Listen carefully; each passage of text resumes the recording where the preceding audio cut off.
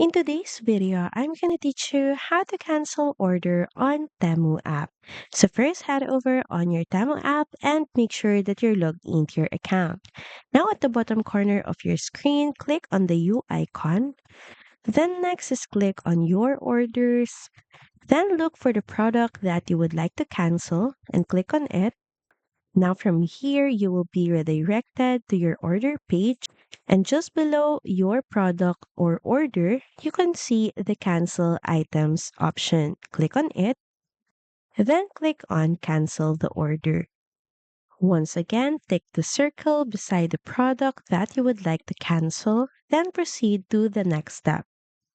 This window will then pop up. Now here, all you have to do is select the reason for cancellation, then click on next step. Once you're sure that you really want to cancel this order, just proceed by clicking on Confirm Cancellation.